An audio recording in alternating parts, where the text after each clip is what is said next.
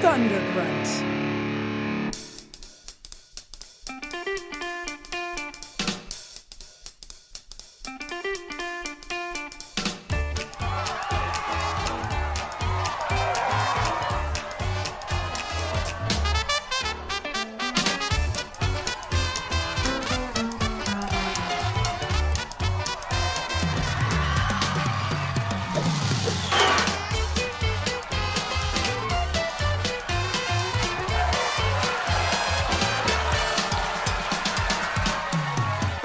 Hey guys! Bob. Hey, Bob. We are Writers Blockbusters, the show that treats the final edit of a movie like it's a script. And today, we're going to go around the table and introduce ourselves. I am Jimmy George. I am a screenwriter and script consultant, and my Twitter handle is @JimmyRGeorge. I am JB Nash, screenwriter. My Twitter handle is @Jamie_Nash. And I'm Bob Rose. I'm @ThunderGruntBob, and I am a god. No, I'm just kidding. Today, Not the god. not the god, maybe. But yeah, today we're going to talk about Groundhog Day. Yes. Which, if you're listening to this, is probably about, a month back? Yeah. Yeah. The Super timing Bowl. was It was a Super little Bowl. off Timing's a little off. of but this episode. we can't always time everything, but this doesn't matter. This is a great script and a great movie we want Classic. to talk about. Yeah. Right? One of my favorites, personally. Oh, yeah. I mean, I feel like I've seen it I haven't seen it. 100 times. Never. What? Jamie's just Not gonna even for shoot this from the episode? hip, No. just guess what we're talking I'm just about. Okay. gonna make it up. Yeah, it's fine. Just you kind of know. He's seen Edge of Tomorrow, and he's going to There you reverse, go. Is or- this the one Happy where Death Bill Murray Day. works on the golf course? Yes. Okay. Same director. Hey, he's got an animal in it. Yeah. that It's got some kind of little groundhog in the. Yeah, I don't know. Something. I mean, there is two really famous movies with rodents and Bill Murray. Yes. Directed by Hal Ramis. That's true. So let's just say that. Anyway, Jamie, who wrote this shit? Who wrote this shit? Sponsored by Pepsi. No, I'm sure he's going to say the names wrong. Just I don't. It's funny now. I question Danny Rubin. Mhm. Or maybe it's Rubin. Yeah. Rubin. And drum roll. I just want to make sure nobody else got some weird credit, but I was Yeah. pretty sure Harold Ramis was the other one. Yes. That I never heard of him, but Yeah, who's that guy? Yeah, some fucking never heard dude. of him. Who cares? and Just kidding. and this movie started with Danny Rubin as a spec, and it was very different than the movie you ended up seeing, which we'll kind of talk about as we go through. Yeah, I think as it'll much bleed as into the discussion. Yeah. Yeah, because then Harold Ramis came on board to do a rewrite, and they collaborated on the rewrite to the point where Harold Ramis actually got credit on the rewrite. So he brought a lot of ideas to the thing as well. Enough that they decided he I do deserved remember the soul. spec sale, or there's a book. Danny Yeah. Rubin wrote a book like How to Write Groundhog Day, I think it was called. Yeah, I wish I should have wrote down the title. And- I have it. Yeah, I have it on Kindle. It's I just think. an ebook. They Yeah. never made a physical copy. Oh, really? Yeah, it's Oh, just okay. an Yeah. ebook. It's like $5. Yeah, so. and it's actually really good if you like this movie. Mhm. It tells about the whole development, the various drafts, all that kind of inform stuff. some choices, things like Yep. that. Yeah, It's very really instructive. Very, very writer interesting if you Yeah. want to check it out. I probably am going to do that. Yeah. Yeah. Yeah. You'll learn everything you needed to know about Groundhog Day. Yeah. Danny Rubin really hasn't done a whole lot since then. It was Kind of like, peaked. yeah, he wrote like Yeah. I'm Man, I'm pretty that's sure- a bummer. Yeah, I'm pretty Dude, sure if I wrote Groundhog Day, I'd be like, all right, I'm just going I'm to done. retire. It's fine. I'm You pretty know. sure this movie ends up on the list of greatest screenplays of all time or something. I think you know. it's on the National Film Registry. Mhm. Roger Ebert made it one of One of his the great great movies, quote unquote. So it's had its day in the sun. Yeah. It's for a comedy especially. Yeah. Yeah. Yeah, so here's what he did after this. So first credit on IMDb is Groundhog Day. The next one is Wow. Hear No Evil. Hear Do you no remember- evil. do you Oh, remember yeah, Hear No- yeah, I don't yeah. remember. Okay. That was the same year. He gets a story credit. Then it was SFW. Oh yeah, you yeah. remember that I do one? remember Yeah. I don't- that one. I don't yeah. remember that one. Yeah, I don't that was know like a '90s stoner. Yeah, That was I remember it. Like a 1994. workplace kind of thing. Oh yeah, now I yeah. do remember it. Yeah. Then he did Does it something stand called for Stay for Work? Safe for work. Okay. Yeah. Then he did something called Stork Day. No wait. Well, here's the weird thing. I'd have to look up Stork Day. These 'cause are it getting says- less impressive as you go here. it says screenplay of Groundhog Day in it, so it's almost like suggests that like Groundhog Day plays in the inside movie, the and movie. so they credit him. That's, I'd have weird. to. I'm not going to click on the link. Okay. But I don't know what Stork Day is. Sounds like something. Okay. Sounds like a movie Arnold would have been in back in the Stork day. Day. I'm the stork. He delivering babies. Exactly. Right. I Yeah. deliver the babies. Right. And then What's that? I want to see that movie. Yeah, I watched that. and then he did a TV miniseries called Our Own Devices Interesting. in 2018. Oh, So so and it says not. it says you wrote 5 of those episodes. I don't know what that is either. Oh, he's still Man. working. And most Man. importantly, he was in Freaky Friday, the movie with the Lindsay Lohan, Freaky Friday, Jamie Lee Curtis. and he played Scott, the bass player. Okay. Just in case. Okay. You don't want to get a visual. I mean, most Man. people go through this life without ever doing anything great. Oh yeah. Oh, if you- absolutely. So, like, Groundhog Day is enough for me to go, well Oh, done, dude. absolutely. Yeah, yeah. Oh, If trust we me, should if be I so lucky. if I was Scott, the bass player in Freaky Freaky Friday, Friday, yeah, that would be enough. If I wrote Stork Day, I'd feel great. That would Yeah. be that would be in my obituary for sure. Right. It would be Scott, the bass Is he- player. Question: is there anything like do the like writers of Edge of Tomorrow or Happy Death Day have to give like a Nah, No. it's any a Inspiro type of because thing? here's the thing. Because it's a that, premise thing That premise has been told and other stuff. way before Groundhog. I would- Yeah. What would There's a Twilight Zone episode. is there a Twilight Zone? Yeah, with I know- William Shatner. I remember Star Trek did one. The I Next hate- Generation. It annoys me that people bring up 50 First Dates in this because that is not the same to me No, not at all. at all. People always bring up that. So interesting. Yeah. There's some book, I forget what it's called. It's from the 40s that essentially is a guy getting stuck in a town. It's like it's called Double and Again or Well, something like that. I can't remember. I read. Now I just. So anyway, I the read that premise has been used. he was before accused this. of stealing this. Who was? Danny Rubin. He was. Yeah, I didn't know that. Yeah, it's in the IMDb trivia that he was He accused. left of that out stealing of his it. book. Yeah. I'm just going by I don't know. IMDb trivia. He but might have not left it out of his he book. was I just don't accused, remember. and then he said no, I didn't steal it from anything. It was my From idea. a specific source. There was, like I think, the- a foreign film like that the- had a very similar premise. So, Oh, yeah. okay. but he said that's great minds think alike type of a deal. I think the movie was called Stork Day. It's sort of thing. No, but the Twilight Zone episode isn't the same exact premise. Yeah, it's right. more he gets stuck in a town and then he returns to the same spot and it's the situation is repeating itself. It's not exactly the, The same. but it's one of the early Twilight Zone episodes. Well, before we move on, what was the box office on Groundhog Day? No, it wasn't like crazy huge blockbuster. This is a but movie that's like made its popularity like through the ads, absolutely right? Yeah, When it came out, I remember it kind of being shrug-worthy in some ways It looks fine. by the general audience. Trailer was Like, awful. I don't think It really tons of was. people went out to check it out. Isn't the Uh, suicide heavily in the trailer? Really? like Really? I'm pretty Oh, is sure it? I don't there's remember. like Driving off the like cliff or 30 something. seconds of the trailer is him killing himself Just- over and over it's like, again. yeah. It's a Um, hard one to really market. Yeah. So it's Back then, yeah. yeah. it's 70 million. It made 70 million domestic, and it doesn't have international numbers. So it just says 70 million worldwide. Like it didn't come out anywhere else ever. Interesting. They don't have Groundhog Day in like, Japan Oh or yeah, something. would it play? Yeah. Yeah. Yeah, that's interesting. Just like they changed the name to my film that I made with Chris, President's Day in other countries to Axe Massacre. Oh wow, that's cool. Because nobody knew What President's Day was. Yeah. It doesn't have a budget on this, but you could imagine the budget back then, 10 million, 12 million for something like this. Maybe I don't know. It's a mid-budget movie. Mid-budget. Small. Nowadays, of course, it'd be like 50 million or something for Right. the same thing. So it made money. It did okay.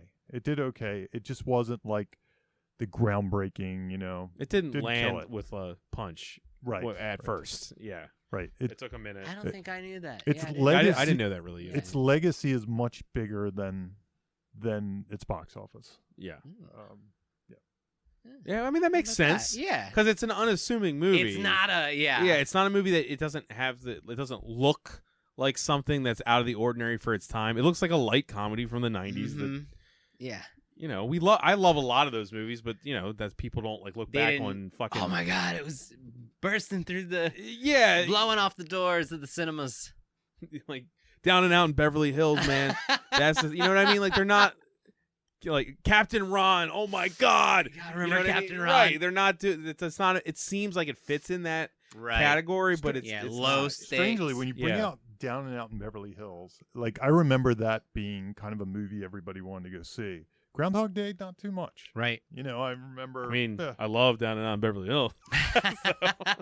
Just to give you a quick feel, though, and this actually, it sounds like we're downplaying it, but it was actually number 12 in 1993. Oh, okay. So it didn't, that's pretty damn good. Yes. That's the year of Jurassic Park It's Yeah. and Schindler's List. It's better than I remember as far as money goes. As far as where the it spot. stood at the end of the year. Yeah, just to give you a few that were around it. Dave was 13, right Okay. behind it. Free Willy was actually right ahead of it. Okay. At number 11. I remember that being huge. Yeah, 77 million. So it only made 7 million more. Mess with Free 10% Willy. more. Yeah. A Few Good Men, 78. I remember that being kind of being a huge that movie. summer. Yeah. Cliffhanger at Oh, 84, number 9. This one kind of shocks me. Aladdin at 99 at number 8. All the way down there. Yeah. Now, I would assume worldwide, above 5 on that one. Yeah. worldwide, Aladdin made a ton of money, but I would have thought, top 5. Domestic, it would have. In the Line of Fire, 102 million. I remember that. I remember that being pretty hot. Big one. Indecent Proposal, number 6 at 106. Yes, I remember that. You can't beat that premise for a box office receipt. Yeah. You know? With the people in it. Yeah, you just can't. Yeah. Miss Doubtfire at 109. Okay. Uh, That's number 3? That's number 5. Number 5, okay. Sleepless in Seattle at 126. The Firm at 158. Tom Cruise has 2 movies there, I guess. Wow. Great porn title, too. Yep. The Fugitive, 176, and Jurassic Park at 338. Yeah. 338. Wow. There you go. That's your rundown. 1993. See, like, 1993. It's funny when, time is the best, judge. But you would think Groundhog Day now, you would think if you look back, it would be higher than that. Just because it's so inspired revered now. so many new movies. We're like, Yeah. 6 days away from the Super Bowl commercial that just happened. Yeah. And the reason that commercial works is because everyone worships this movie. Yeah. Right. It's so well known and beloved. Yes. The quirks of it can be used to market I mean, think something. about how many movies have come that were inspired by that. Yeah. By Groundhog Day. It's the Well, I can think of Groundhog Day 3. meets this. I can think of 3. I mean, Happy Death Day comes 1 to and 2. mind. Edge of Tomorrow. Edge of Tomorrow. Source Code. Source Code. Source Code, yeah. you're right. There's Probably probably like a some. whole host. There's probably We're prob- 30 or 40 on Wikipedia. I'm sure there's a Nickelodeon something. Oh, and yeah. Disney or whatever. I'm sure. Tweet us all the ones we forgot that You you're angry idiots. that we didn't say. Yeah, right. You're What- forgetting this. Oh. Do not say 51st Dates. It's not that. It's not that. Was romantic comedy kind of like that too? Did you see that with Rebel Wilson? There's one on Oh, no, Netflix. Isn't with It Romantic? Adam... Isn't it romantic? Yeah. I think it kind of had that. 'cause Did I it keep restarting though? I think it. There's a I don't know. Futurama episode I think that's similar to the Groundhog Day too. Okay. But it's using that premise as a joke. Screenwriting. Yeah, screenwriting, right? But development hell, right? Are we still want to talk about that, or we want to keep doing as we go? I think we can mix it in as we Okay, go. we'll mix it in as we go. Well, okay. let's talk about At Bill least Murray's that part. character, reverse rooting influencer. So this wasn't originally on the talking points, but as I was studying the first act, I thought we got to bring this up. Yep. So for anyone who hasn't heard us talk about this before, there is a teacher named David S. Freeman, and he had a seminar where he taught these things called rooting influencers. And they're basically, you front load them when you introduce a character, and they're the things that make us empathize with a main character of a story or a supporting character, depending on the use. But for instance, in Joker, we found 20 rooting influencer techniques in the first 15 pages. Listen and to our and episode on it. It's all Answered a there. lot of the reasons why, despite what a dark, disturbing character he is, why a lot of audiences are able to connect with him. So, and then we did Back to the Future, and we showed how Biff, every one of his qualities is an inverse of those rooting influencer techniques, and that's why we suddenly hate him and root against him.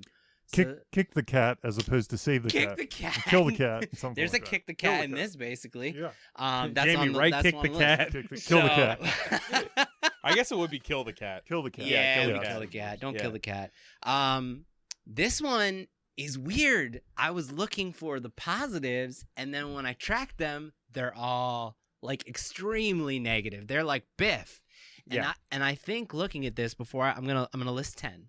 Okay. For me, this unlocks why I personally feel such a powerful change by the story's end. Because the movie's about him reversing his influencers, right? It's so many things. 'Cause you that could are go to the reversed. end. It's not just like a single arc. There's all these things about him. But couldn't you that go to change. the end and find all the rooting influencers? And that's what I'm saying. It reverses it these. reverses them. Yeah. And I had no idea. So this is the first time we've seen something like that where our main character is like, you don't get the rooting influencers, you get the opposite. Okay, so one rooting influencer technique is our character is an everyman, every woman thinks of themselves as an underdog. Prima Phil, donnas. he says, keep the talent happy, right? Yeah.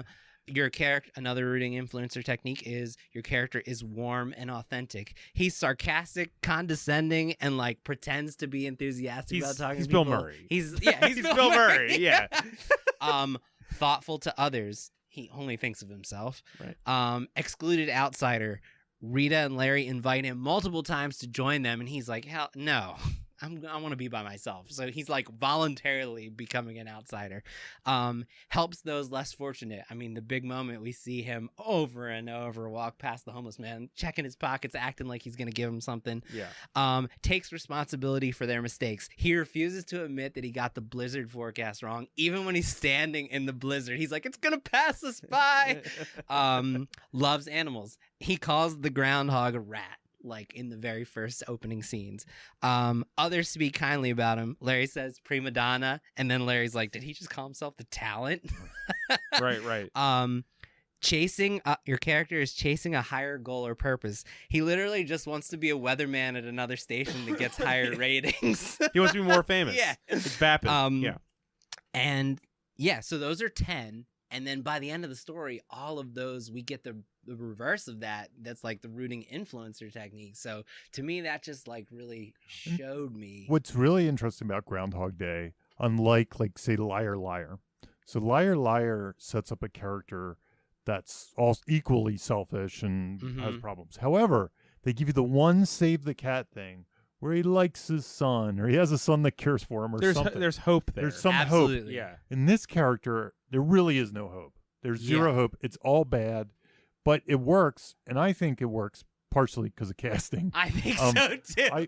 Which, if you look at all like the info about the movie, it was hard to cast this part. And Ramis said like he's the only one not nice enough for this to work. Yeah, I'm trying to scramble. Like I could see somebody like Tom Hanks just being so likable that he might be able to pull it off. That was like the first choice. Then it was like, no, he's too nice. And I could see, I mean, not as big, but I could see John Larroquette working in this role, That kind could of. work. You know, he's like that kind of guy. I could see maybe Chevy Chase working. Chevy Chase is a He dick. could pull that off. He's a dick, and it could work. You're right. Yeah. You're right. Chevy Chase would work. But So even Ramis said he was too nice. He needed somebody that came. But like we've already talked about, Murray has that way of being a complete piece of garbage, and also you like him and want to hang out with him. Yeah. Like he pulls this off perfectly. Yeah. So you don't think it's instructive for a writer I to think it take could that be approach? dangerous to do this. Yeah. Do this approach As a spec script. Yeah, it would be hard to say reading this as a spec script, like what it would be like. This script is so weird and dark and different and stuff that it almost feels like it would be a popular like read. You know, it'd be like a blacklist. It does kind of a script. lot of weird things. But you're saying without the marriage of like Ramis Murray and Bill Murray together, to the because they already have material. worked together and Yeah. they're Yeah. friends. Yeah. Without you remove that, it could go wrong. You It wonder could, how it would just go on the page with nobody to No, attach anchor it to. Yeah. A lot of these like these kind of out of the bottle scripts, as Blake Snyder would call them, the kind of things that you have like a magic thing that happens and it's a curse or some power. Bruce Almighty, Liar I was Liar, gonna say 30 Rock, Scrooge. 30 Rock and Leap Year. I don't remember that. You don't remember No, that? They I- made fun of this type of movie Okay. on Okay. the show. Never mind. Forget it. Freaky Friday. Andy McDowell was in the parody on the Oh, show. that's Oh, great. yeah. So a lot of these types of movies need to establish characters that need to be better people. It's the Scrooge aspect It of it. absolutely is Scrooge. Yeah. So There's a lot of It's a Wonderful Life, really. I see that almost. Mhm. yeah, Most, yeah. And it's tricky. I think it also works because their comedic tone. They are. So we yeah. watch these people like when Jim Carrey shows up or Adam Sandler and Click or whatever it is. Rob Schneider is a or whoever it is. whatever. And we're kind of like okay to see them be horrible for a little while. It's kind of fun to watch them be We horrible. also kind of know the movie's gonna redeem them somehow, right? Yeah. Right. Yeah. So it might be harder if this was the drama dark version of it, I don't know that would be as fun. I didn't anticipate him matching up with Biff when I watched. really, this. I would have. Yeah. I already knew that. No, I didn't. Yeah. Yeah. That was a surprise to me. Yeah. And the fact that he he becomes the hero that we love. I always think of this movie as relentlessly breaking the rule of having an empathetic character. Yeah. I honestly think this is always my one go-to. That's like, this is why there's it no works rules. well. But I think There you are already no cracked the rules. code there, Jamie. Yeah. It's like it has to be Bill Murray for this to work. I think At so. this point I in his think so. career, we were already all sold on him, His so it shtick. eases you into. It would have worked. I think it could work with someone else. Yeah. but it really works with Bill. It really works with Bill Murray. because he can be awful, and we're So it's we're not down. really a screenwriting thing. Then it's a. I But think that's in this instructive weird to the case- fact that you Yeah. you write for actors, right? It's true. And Howard Sometimes Ramis probably came in and wrote for his actor, Yeah. right? probably He said tweaked that it. He Yeah. got the credit by coming in. I would and be helping. interested Yeah. to see what the Danny Rubin draft was like Yeah, if it was- before. Yeah, If it was Charles Grodin playing this part, that could be awesome. yeah, it could be. awesome. Yeah. You probably would But have to people give him don't some like hope. him as much. You probably have to know? give him that little glimmer of hope, Yeah, you'd have He to loves give his him- wife or something Yeah, like that. Yeah, something. Right. Yeah, Loves his kid. Right. Some humanity. yeah. Yeah. Charles Grodin. It was my first interesting observation in Yeah. many of this. Yeah. I'm surprised at how surprised you are. Oh by yeah, it. I didn't expect You didn't. it at You didn't all. expect that. Yeah. I expected the things that need fixing, but I didn't expect the things that need fixing to be so unlikable. Well, isn't that also why the movie's considered so palpable and great? Is because it is like a massively blunt arc. Yeah. It's like yeah. how much more blunt can And one get? unapologetically sentimental in the end, which I love. They never make him regress. We'll get there, but I love that he never regresses. He stays an asshole, but he never regresses into a bad person. The perfect moment to talk about what you're saying is the kid falling out of the tree moment, because no matter how good he gets, when he yells at the kid, you've never Yeah, said thank you, little brat. little brat. See you tomorrow, maybe. Yeah, like he's still Yeah, him. yeah. He didn't lose Yeah, himself. Yeah, But he's good. Yeah. but he doesn't Yeah. regress into a bad person again. No. Yeah, And that's not a bad person. The No. kid is being a jerk. Yeah. He just saved his. So I think the next thing we can talk about is pretty interesting because there could be a little bit of disagreement here. What's the lock-in moment? yes, that's what I Should wanted to we talk about what a lock-in is? Sure. Yeah. So, a lot of times we talk about 3-act structure and all that, all that entails, and there's kind of a break into act 2 moment or something. I like to think of the lock-in as it's the moment where the hero, the goal, and the obstacle and the stakes all show up that would be present in the log line. So we It's a know hard one for this. well, Mhm. there's a spot I think I I have my point to. guess, but I always point yeah. to with this. So once the hero is kind of in the world and locked into it, so Yeah. to speak, and the there's no turning overall back. story problem they have to fix. Yeah, I think the only reason this one gets a little tricky is because the goal isn't. It's a wrong way goal. Yeah, it's a wrong way goal. And You mean which the you fun and also games talked about. part? Yeah, kinda? we're Fun gonna and get- games. we're Yeah, gonna get to that. Yeah. Fun and game.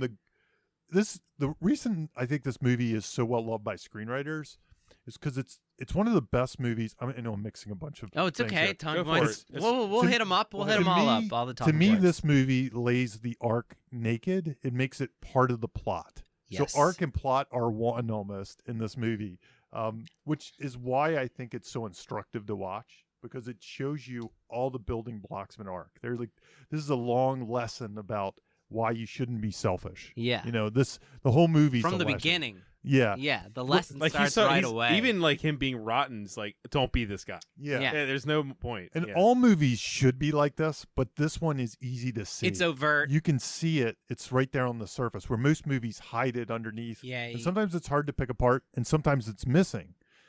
Anyway, back to the lock-in. So my take on the lock-in is like the catalyst is his first repeat day. He's not sure if it repeats. But then when he does that pencil test, Yeah. I was gonna say the pencil. that's I was gonna say the pencil. Yeah, 'cause So that that was says my this question is to you we're in the guys. time loop. So that's when his That's- fear. That's when he knows. So, Yeah. Yeah. so here's my question though, Yeah. because I'm gonna compare what we talked about with Back to the Future. That's what I found interesting watching this. I was like, hang on, Yeah, because I'm with you guys. That's what I thought. yeah. But we know, for instance, in Back to the Future, Marty goes to 1955 in the DeLorean at 32 minutes. Okay, we know that he's stuck in the past and has to get back to the future. Mhm. We are locked in to the goal, those stakes, the obstacles, the urgency.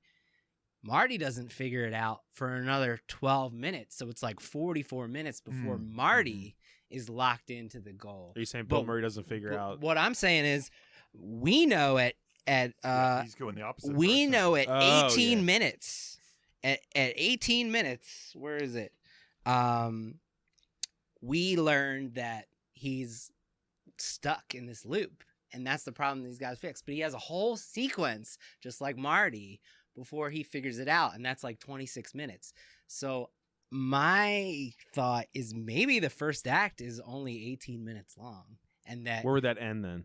that would end when he wakes up and it's Groundhog Day. First again. Groundhog Day. That's Really? 18 minutes. It And you're sets saying up that you're all saying that that's stuff. the lock-in. I'm saying that's when the audience knows he's stuck in the same day, and he has another sequence to figure that out. But for me, the upside down world starts right then when he wakes up and he walks down the hall See, and the guy okay, asks him the same The only way question. I'd argue with on that is because the movie, which I'm assuming It's is in the, interesting. it is interesting, but I'd argue because this has got to be in the script too, is that it goes a long way to show that he is not sure it's actually happening. Right, but we know. We do. We know it's happening, but you know what I mean? Like he's completely unsure that it's not Right. some type of weird dream that he had. And the definitive is the pencil. The pencil snap, and makes- it comes back together. it is- He yeah. knows he's locked. That's in. the real for him. I think Jimmy's point's interesting. It is. It No, it is. I'm it not also trying to discount it. it also shows why all this stuff's in It's the eye of the bullshit. beholder. It's all bullshit. That's what I'm Yeah. trying to say.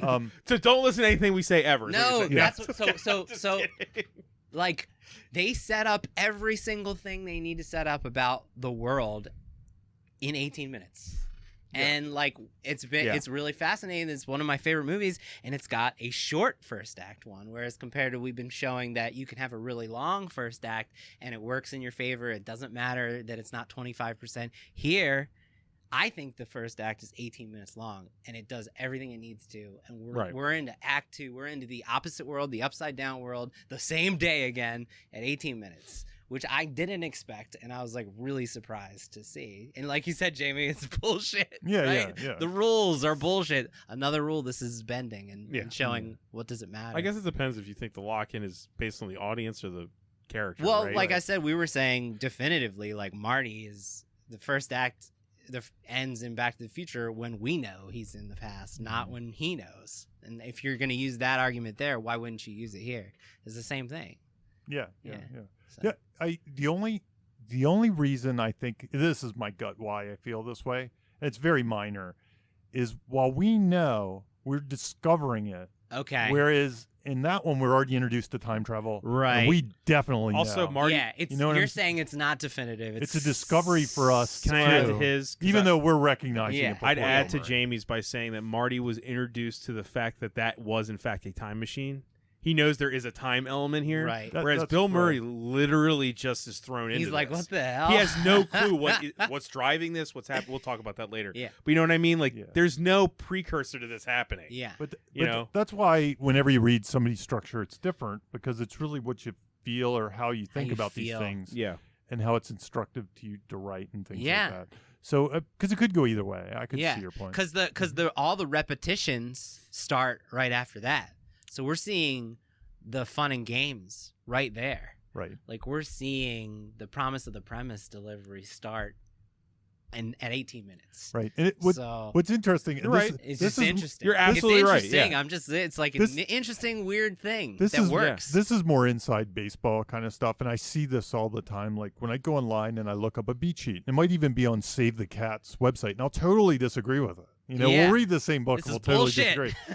But they might have Groundhog Day. Like the catalyst is when he shows up at the town or some yeah, thing. really late. And when I look at that, then there's no debate in this one because we skip to the part where I'm like, well, wait a minute, maybe you got the catalyst wrong, and that's where there's The kind of catalyst debates. is Ned. Yeah, Yeah. Like what? So- no. so- yeah. So it's all debatable. Yeah, so the debate, it's debatable. And really, a lot of the stuff is meant to inspire you to pull a story out of you, Absolutely. and not as much to use follow. to follow. Yeah. However, you kind of have to analyze things to figure out what these Why it what these resonated. blocks go. Yeah, but Right? there's no rules. There's no rules, but I think it's really kind of inspiring that in 18 minutes we learn everything we need to. Setup the is rest amazing. of it's an Yeah. 18-minute setup. Yeah. It's Perfect. like, wow. Yeah. And it's a perfect thing to walk us to the next question because notoriously, the original draft of this movie started with him already inside the time loop. Wow. So I didn't know that. I Yeah. think I've read the book, but I can't. that it's was so the long that was ago. Ramus's big change, right? Yep. He was already in it like for 1,000 years That or makes something. so He was, much like, sense. trapped. And if we're clear, on the commentary, he says it's about 10 years. Yeah. Okay. Because some people were asking him, it was like 10,000 or How something. many years? Yeah. It was 10. It was about Okay. 10-ish, a decade. So it He's trying takes to- 10 years for him to to learn something. Learn yeah. the piano and Yeah. ice sculpting. Right. That's how long Right. it takes. When you brought up that question, that knowing that, it informs so much because I feel like he's a man who he's presented. I think it's pretty clear. I don't think this is like anything deep discovery. He's a guy who already feels trapped in the monotony of his loop. Like this is the 4th time he's been to Punxsutawney and he's like said out loud, this is his last time. Yeah. Like he's already broken from like the monotony of his life, right? So maybe that is because it started with him already in the time loop. When I think about like what this movie would be like, it almost reminds me a little of like the Truman Show or something. Yeah. Where it's a character that's going through the motions or something. Yeah. It's like every example is a Jim Carrey movie. Yeah. Yeah. It's Comparatively. That's true. Yeah. And then Yeah. maybe something, I don't even know what the catalyst in that movie would be. Like what comes along that turns his life into new. So the setup of that movie would be a guy trapped in the same day. That would be his normal. That would be his So then- normal world. So somebody must come along or some new idea must come along. Maybe I can escape or something or fall in love. and or that's whatever. the Tom Cruise Edge of Tomorrow. Edge of Tomorrow. You Yeah. have somebody else who is also aware of the loop and experiencing the loop. That's what that would be. Something like that. It's That's- hard to imagine. yeah. I don't know which if that which script doesn't is seem out it, there. which Seems that like it would element change doesn't this this- movie so much. because this movie, while we're not talking about magic right now, that wouldn't work for this movie. Not at It all. has to be it's personal just to about him. Phil. Yeah, it has to be just about Phil. Phil's- So bringing in a separate element doesn't make any sense. Yeah. Yeah, So and how do you make it I work? would imagine Yeah. you'd set the character up almost being in his most I am a god mode already, because if he was alive for 1,000 years, like he's just enjoying it and doing the thing, but then somehow he realizes there's more to life and sets out on a journey to I don't know what it would be. Maybe something. It might be in that book. I Yeah. can't remember. It's been, it's been a while. about 6 or 7 Yeah. years since I read it. Yeah. It seems like a very different movie. That probably It's so interesting that it probably started went that way. along with the dark draft. That was the dark draft, Mhm. right? Yeah. Which delved really much more deeper into the horrible things he did. I read on the internet. I just read stuff that apparently it involved murder and torture. Oh wow. Wow. Like he went. so really it wasn't dark. a comedy. Yeah, like it was a It was a lot. drama. Well, if you take a human and you take it, the movie's about consequences, right? Yeah. Also, Yeah. and it's like, what if you remove consequences from a human being? Mm-hmm. So that apparently So was they touched explored on. that. They explored that. Whiteboarded that. They whiteboards up on top of whiteboards. Yeah. I'm gonna go off tonight and write Henry Portrait of a Serial Killer meets Groundhog Day. Oh my God, that sounds. What if Henry? depressing. What if Henry gets trapped in the Oh God. in the time loop? Learns to stop killing people. Or like Jason. Jason, yeah. You know what I mean? Like, And what if it cures Jason? What if he eventually gets bored and then learns to do something? learns to be good. Yeah. I mean, yeah. That would- But it's interesting to know that's out there, that there's a draft where you would actually have Phil doing horrible things. which are hinted at later. I've been stabbed. There's no, I've been- but how could you redeem that? Though? yeah, you couldn't. You couldn't. Like No. he only grazes the line here, Yeah, you know, and he only hurts himself. Mhm. it would be a complete tonal imbalance. It would just Like the dating stuff is just towing the line. and it doesn't age well. No, it doesn't. But the fact that the kind of the magic explains it away. Yeah, yeah. Like he's aware that it's not going to hurt anybody. right. So it's like yeah. it's so a weird. gross. It's yeah. but it's a moral like thing. Like if you're writing morality and you have like an out like that, it's yeah. what do you do? Yeah. You know? It's How far do you explore? Because he's that? not. These people are not humans anymore. Right? Yeah, it's almost like a simulation. It's just, Yeah. He's like in like a I'm in a holo- VR world. right. yeah. Like he All knows that. he can do anything. It and, does and feel Truman Show-esque. Yeah. Mhm. Yeah. Mhm. In Yeah, that way, but- when you describe it like that. he's yeah. like, my actions do not affect them, so I can do anything I want. I just have to get the result. He's playing a video game, right? until bending he the rules. realizes that they're all people. That they're all and- actual yeah, people and stuff. yeah, starts Right. to actually have Right. empathy and care about them. And yeah. Yeah. I'm not Yeah. saying I'd want to see the Dark Draft. I'm just saying Yeah. that apparently it did was exist. there. That's Mhm. so weird. Yeah. Like who the hell would he murder? Like, okay. You know. Ned. Yeah. Right. Chevy Chase. I feel like we touched on this already, but character flaws and arcs. Yeah. Well, Yeah. the interesting thing, this movie really, it's kind of easy to narrow down what it's about, I think. Narrow. Yeah. It's really about selfishness. Yeah. And then becoming the opposite of Selfless. Becoming yeah. selfless. So I read that Stephen Tobolowsky, the actor that Mhm. played Ned Ryerson, he said that he was kind of stating the theme of the movie, and he's like, serve others. that. Serve others. Mhm. Yeah. That was Yeah. kind of the theme. Yeah. Yeah. I think it's Yeah. that kind of very simple.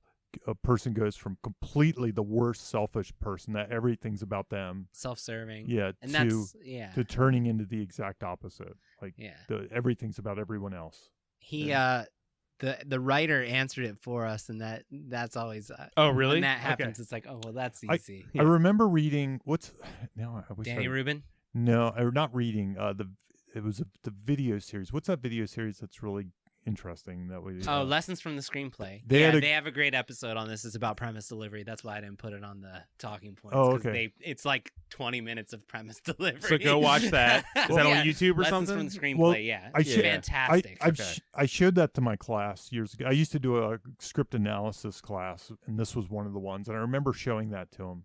And the only thing I remember, and I love all those videos, but the only thing I remember about it was the movie constantly attacks the flaw. And I remember that Mhm. stuck with me because when I build arcs into my screenplays, You mean Phil's flaw? Phil's flaw. Okay. Mhm. So they construct a world that constantly attacks the hero's flaw. In every way, shape, or form. And I think Like that Punxsutawney is his hell. yes, Yeah. it's for almost his flaw. it's Yeah, almost for his like flaw, right? Mhm. so. Here's how I took that when I heard that, and when I read the script, and when I did this analysis. When I set about coming up with stories, I like to think of myself as God trying to change somebody from Now we bad- know why Jamie writes. Yeah, trying to change somebody from bad to good through some encounter that constantly attacks their flaw. And if you think about it in those terms, Yeah. you can truly change someone, being the character, from one thing to another by Yeah. the end. And I think that's really instructive little nugget. If you can create your world, your plot, so that's constantly attacking your hero's flaw, that's really what character arcs, transformation, Every storytelling Jim Carrey is. movie you just said is like that exact thing too. Yeah. Yeah. And it's Yeah. it's harder Yeah. to see on like more I don't know, mini plot movies, Yeah, more the more anti-plot. complex Yeah, movies yeah. even. Yeah. These are kind of simple stories, they're Yes. simple comedies in some ways. Not to be pejorative at all. I think it's a great movie. But you see it's harder to see in those, but it's still there. So I think if you can think in those terms, it's helpful. It's a Yeah. helpful mindset. I always ask the question, how could the worst thing that ever happened to my character become the best thing that ever happened to my character, when you're trying to figure out what that flaw is? Yeah. And if you can have a setting that answers that question perfectly, it takes care of itself. A right? lawyer can't lie. Yeah. Yeah. That's right. Yes. No, done. the interesting thing Yeah. on Groundhog Day on the surface, there's nothing about repeating days that speak to selfishness. That's true. So there's nurturing work. Like it's not conceptually automatically Yeah. there. Because immediately, if I thought of repeating days, I might think somebody that is impatient or something. There might be Yeah. another flaw. Like if I did concept first and then flaw, I might think of another flaw. It's more just like That's true. the punishment of his flaw. Mhm. You know what I mean? Mhm. Like he's just getting punished until you're stuck. You're being put in a corner until you figure it out. That Yeah. it's not directly related, but it's like Yeah, it's almost like he'll get bored of his selfishness if he gets too much of it. he'll If he realize gets- this goes nowhere. Yeah, if he's just completely greedy, unchecked, eventually he'll get his fill and realize there's more to life. Kind of. Yeah. thing. Yeah. I wrote down later when you're talking about the magic, but it relates to that. He's like stuck with eternal. He has a choice: eternal stagnation or eternal growth. yeah. And then he learns that I can get to the next day if I grow. Yeah. Right. Yeah. Try to grow. Right. Yeah. I got something really interesting I want to talk about with magic too. Okay. The magic thing's an interesting one. Yeah, I Yeah, put yeah. it at the end, but But Why don't we jump into it Yeah, now? let's Well, jump I was into it now. Okay, so let's talk about the obvious. Is that it doesn't say what's happening. Right. The Right. movie, we called it. I think in the end game was it? We called double mumbo jumbo with magic or whatever. Yeah, Like, well, this doesn't give us any reason for anything. double mumbo jumbo is usually when there's two, and this has none. This has none. Yeah. It has. Two. I'm things, saying it two doesn't conflicting- have that. There's nobody like. He doesn't find it. He doesn't even guess. Phil never asks So- why. So there was a Yeah. draft, and it's online. I've read the draft Oh, really? Okay. where there was magic. He had an ex-girlfriend, Mhm. and she does a little spell. Yeah. Oh, pisses really? her Yeah. off. And then when she does the spell, the clouds come in, the snow, and all that stuff, and it's all based on something. He like a jilted An ex act he did. who Oh, I don't like cast that. the hex. Yeah. That's I'm awful. surprised you never heard this. Yeah. I didn't know that. Yep. No. So and that draft is actually online. I think it I went. didn't read the book. Ah. I Yeah. think that draft went almost to the end. Like I've even heard people say they shot that scene, but I don't think that's true. I don't know if that's true or not. I'm saying I don't Which- think it's true. The famous thing about this movie is that like it's been adopted by several religions as a Yeah. like, Mhm. and Hal Ramis loved that. Right. But doesn't have any religious intention. Because there's no setup for the magic that involves a specific religious, like a deity or anything. But like it that. does seem coming from something like that. From a Like higher God power. is doing this to Phil. Yeah. Yeah. And I always like the fact that in the context of the movie, like, is this happening to other people? Is Yeah. God constantly resetting the universe to teach a lesson to somebody else after he fixes one life and he does it again? You know, Right. you know what I mean? Yeah. Like that's a really interesting thing. I think what's interesting about not explaining it breaks. These are more conventions it breaks. What's the deadline? Mm-hmm. Whereas in Back to the Future, we have We all have these deadlines defined. Yeah. right? Here we have a time. It plays with time, but there's no deadline. And oddly enough, the threat of eternity becomes a ticking clock. It like creates urgency. He's got to get out of this because otherwise he'll be stuck for eternity. So this lack of a deadline Yeah. creates this intense urgency to get out of it. And then what are the stakes? His soul, Well, I his think this, sanity. Yeah, I think because this- he would literally never die. Yeah, I think the So- stakes are being trapped here forever, never moving eternity, forward. Yeah. eternal stagnation. Yeah. Yeah. Just It's kind of stuck. It's kind of a Yeah. prison A in some prison ways. of the same day. That's good. Yeah. So it's like imprisonment stakes. Yeah. Now, here's the weird part of it. Imprisonment. This That's is to your point, and I don't really have a good answer for this. But for me, I always say that tension is the thing that drives us in movies. So it's usually we're like feeling anxiety for the hero, or we're feeling hope versus anxiety. But in this case, he doesn't really care to the first For half. the of first it. half. Yeah. Until the suicide It's starts, more like, right? let me experiment in Yeah. this new weird world I'm in Fun and games. and see what it's like. He doesn't really have any urgency to leave or anything. So I mean, the day he decides that he could do whatever he wants, and it's like the pinnacle of like selfish ambition, he's excited. He wakes up singing. He's like yells like, "Yes, And it's a cold I'm not day!" gonna listen to their Yeah, rules yeah, anymore. yeah. Right? I Yeah. guess the tension there, I'm kind of riffing here, is probably generated from wrong way goals, and that we, the audience, know Mhm. that this is a trap and this is a prison. And as much as he's trying to make the best So of it, we feel the tension. We feel 'cause it. We We- know the lesson. we by this know point. he's not going to get out of it the way he's doing it. We So to know- explain wrong yeah. way goals, since we're getting into it, wrong way goal is like Liar Liar is a great. It's funny that we're going to Jim Carrey again, but Liar Liar is a great example. Jim Carrey thinks that in order to gain the love of his son, he needs to lie because that's how he's gotten everything in his life. And even when he can't tell a lie, he still tries. He's Yeah, going the right. wrong way. My best friend's wedding. she thinks that the solution is to sabotage the wedding, and we know that she needs to learn the lesson to accept the circumstances and be supportive of her friend. So the entire movie, she's going the wrong way, and we're rooting for her to get back on track and get the goal right. Toy Story 4 we just did. Woody is chasing after Forky because he wants to get him back to Bonnie, but Forky doesn't want to be with Bonnie, and like Woody doesn't even have a chance to earn the love of Bonnie the way he did with Andy. So what he needs to learn the lesson is be with Bo Peep, be this free toy who's not beholden to any kid. And so with this movie, is it kind of a learn you don't have to go back home? There's, you know what I mean? I think it probably depends on the plot, but I'm using that as a generalization. Like this is not what you had is not what you need anymore. The selfishness. So he's trying to sleep with Rita. That's like it. He thinks his solution, I'm just going to keep trying and keep trying and keep trying. And the entire time we know that the lesson, so you're saying the tension is built off of us being like, don't do it. Yeah, the tension is enough. Over and over again. I think. Yeah, I think you're right. I think you're right. So that's the one thing and that goes into what I kind of this weird thing. I don't know if you guys don't respond to this, that's okay. But whenever I watch this movie, I always view Rita as, I'm going to just say this, the voice of the universe in this movie. Like he has no contact to anything going on, but it seems to me that the one thing that is like definitive of what he has to do is Rita. Yeah. You know what I mean? Like that's the only thing he is, because he can't snake his way into her life. Right. It won't work. Like, and she knows it. Like she is not attracted to fake. Yeah. He has to be real and really believe it and have warmth. And she's his only like clue. His only thing She's the lesson character. Yeah. There's two. Yeah. I don't know what the old man story says, but he's also a lesson. Mm-hmm. I think he's a lesson of control. There's an element of control. He cannot be saved. Yeah, but also it's Phil wants to control everything. Like the whole first half of the movie is about him kind of trying to control every single human in the town. He thinks he can control the weather, and that's why he says, I'm God.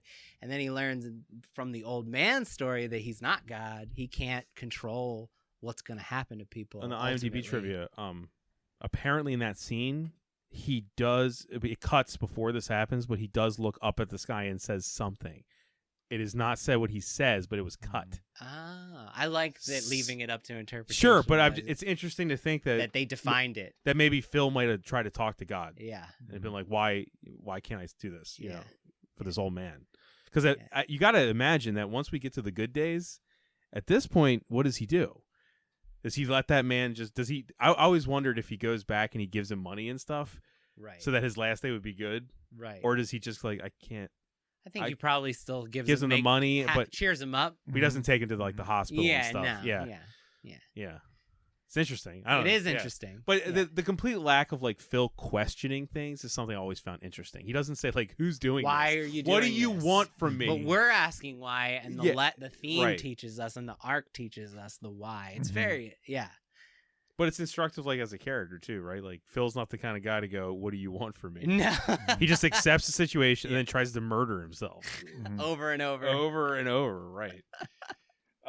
We talked wrong way tactics and the power of repetition. Did we talk about that? So I had said on the we introduced, the first time I brought up repetition was Dr. Sleep, and I had said on that podcast that I thought it had more repetition than I had ever seen in a movie, and I was wrong. So, like, the easiest way, I love repetition. I use it a lot, and it's funny. In looking back and reading some of, like, the more famous reviews of this movie, which I did, some of the people were stating, like, you never want to do repetition in a movie, and this movie shows that that's not true. And I'm like, what? Like, what are you talking about? That's how jokes work. Yeah. Number one. Yeah. So like, I always wondered, too, seems like it make production so much easier. Just shoot out the 5 scenes. All the Gobbler's Knobs is probably 2 days. Yeah. Exactly. All the dating stuff. Yeah. And that's how I will write a lot of my scripts. I'll write a singular part of the story, the beginning, middle, and end repetition of a single beat, like story thread. But like the easiest way to bond the audience with a character is repetition. And this movie is like the perfect example of like executing that to an extreme. like once we see them respond to a situation for a second, third time, it like shows us how they're changing because we have some context to how they were before. It's like so easy, so simple. And I just think if you're looking to learn how to use repetition well, this is like the perfect example. Repetition, the movie. Yeah, Bob and I were even talking earlier about the whiteboard aspect of it. And I think that goes to the repetition. It does, because I was saying, number one, you got the whiteboard for the premise, right? Which is one there, but then it's like everything that he does in the movie because of the premise is another whiteboard, right? Its own thing. What if you wanted to date a woman with this happening to you? Yeah, here's what you would do. How many different things could you do? Yeah. Right. You got the Nancy whiteboard. How could you Ned Ryerson whiteboard? How could you kill yourself? Yep. What might work? What might not? Yep. Like all the different. You got the broadcast whiteboard, all the various ways he would give the broadcast, and how do you show growth through that? You start him out like thinking it's a joke, and in the middle of it, he says to the camera like it's gonna be cold, it's gonna be dark, and it's gonna last the rest of your life. And then in the end, he says like he couldn't think of a better place to spend the rest of his days than Punxsutawney. Like he's quoting poetry and. The setups and payoffs are masterful. Yeah. They really are. But what's interesting is, unlike other movies that may have a 3 beats, the beginning, middle, end, this has 7, 8, 9 of each of the threads. Yeah. You know, like I don't have the number of times he records the broadcast, but I'd say it's got to be at least 8. Like, and all the threads are like that. How many times does he encounter Ned Ryerson? I think I called him Flanders earlier. Flanders. But it's just this movie uses repetition more than any movie I've ever seen. There's also like little ones in there, like like the Jeopardy scene. Like, what would happen if you did this and you watch TV every night? It's the same thing. So, it's just like great freaking whiteboard stuff. Yeah, premise delivery. It's super premise delivery. Can you even think of a movie that does premise delivery better? I mean, we've talked about some good ones. We have. Bill and Ted's is pretty stellar. Yeah. Well, I mean, the next one was we talked about magic. Yeah, I think we've covered everything. All the stuff we wanted to cover. Yeah.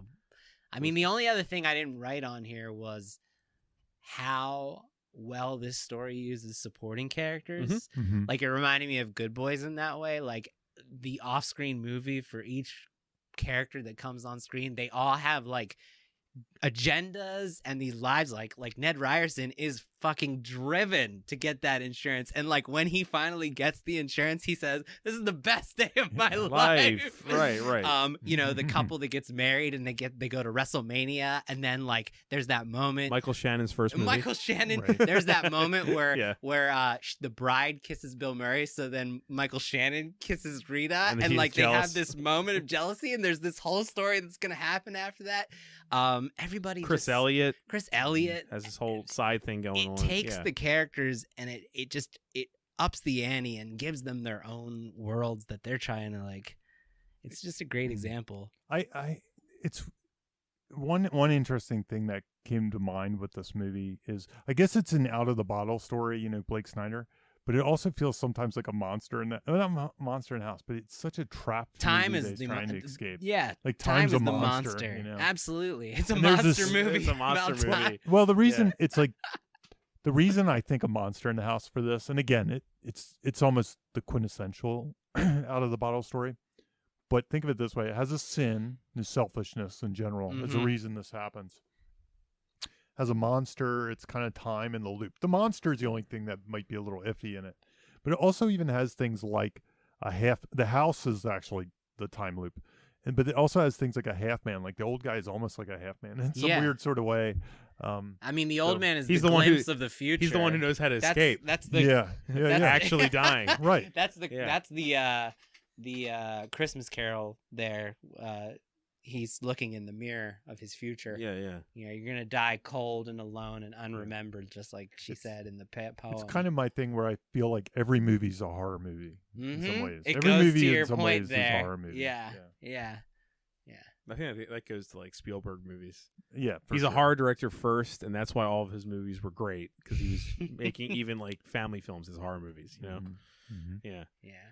I was gonna say the one thing about this movie, the supporting characters too, is that juggling the way you write your supporting characters when you have to keep in your mind that they're experiencing one day. Yeah. Like the last day before it all resolves itself, it's crazy to think what Rita actually thinks Yeah. of the guy that she met Yeah. the day before. It's a bit of an implausible. But she has, leap but from, no, but from the guy at the station who's hitting on her and being gross, and but she gets so much. There's so much proof that he's not the guy That's that she true. thought he was. yeah, Because the movie goes to extent in that last day. yeah, Like, okay, this guy is not who I pegged him as. yeah, exactly. I must have been misreading him. Yeah, But it's funny to think of that. You know what I mean? Like how these characters respond to him. Even Puxatawny, they're like, yeah, how does he become that famous in one day? In the time span of a day. Yeah. It's just it's something that I guess you're not supposed to deep dive on, but I've always thought about that. I'm like, man, these people, like, do they ever question who this guy really is? Who the fuck is this dude? It's been a day. I guess he won him over though with the speech, so it counts. yeah. The speech from the start. Well, no, he does that speech, and then everyone's like in love with him. Yeah, so, that's what I mean. Yeah, at the big reveal at 7-something a.m. He's doing. Everybody's falling. I always also found him reading at the diner. Mm-hmm. That one scene where he's reading. I'm like, man, so it's not just saying serve others.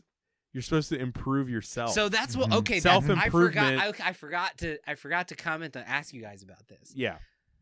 I do think it's pretty clean cut, selfish arc. Yeah. But there is an element of him. I mean, it's cliche, but like, in order to love others, you have to love yourself. There's definitely an element of self-hatred, and it takes us through that to the point that he's trying to kill himself over and over and over. I mean, that is the ultimate expression of self-hatred. Mm-hmm. And then I almost feel like he loves himself, you know, by the end. He likes who he is. He says like 3 times in the movie, I suck. I'm a jerk. Like, I hate me too. Like, you know what I mean? And by the end, it feels like he's like also being comfortable arrogant in his own skin. He hates himself and he's arrogant. Yeah. Yeah. It's a weird combination. It's very. But I feel like it's there.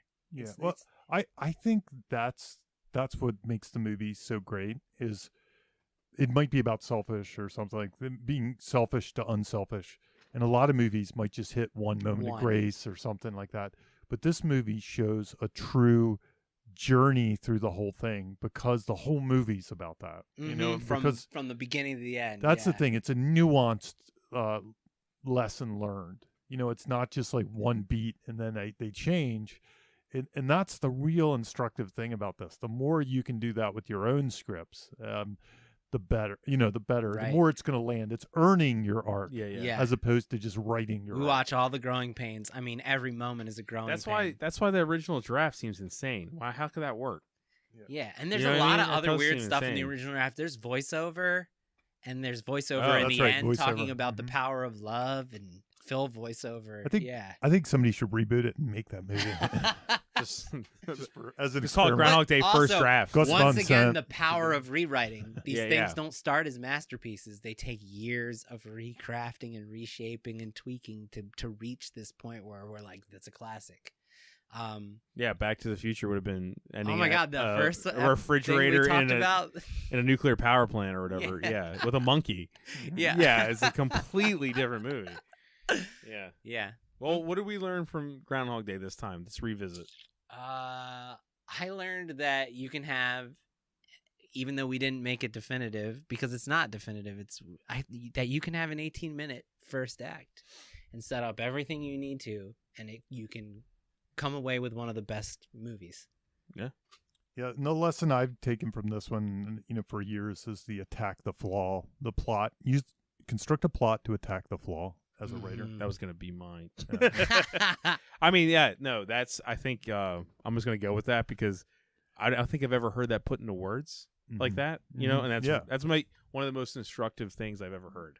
Yeah. For as writing a character, like attack the flaw. Yeah, over and over and over in as many ways as possible. And again, I'll plug lessons from the screenplay because I think that's where That's I a heard great that. video. Yeah. It's a good video. Yeah, and his Danny Rubin's book about the writing of this. Danny You guys Rubin's don't know the title of that? I think it's How to Write Groundhog I Day. think it's I How think to Write that's what it's Groundhog called. Day. I That's think what that's what it's called. Yeah, it's $5 on Amazon. It's an ebook. Maybe the fact that he hasn't had the same type of success since is because of that first draft. Maybe. You know what I mean? Like Maybe that's telling. without Hal Ramis, that first draft might, you know, who knows what that movie would be? Yeah. But it's a collaboration. Yeah, Yeah. it's a collaborative art. Yes. Right. Yeah. All right, I think that's it, guys. Thanks right? for listening, guys. Yeah, Thanks. and you can email us if you. Oh, and- yeah. You right? got any questions, comments? WritersBlockbustersPodcast@gmail.com. Or tweet us. Tweet us. Yeah. All right, thanks. Bye. Bye. You have just listened to Writers Blockbusters, a screenwriting podcast featuring two professionals and another guy. Available only on Thundergrunt.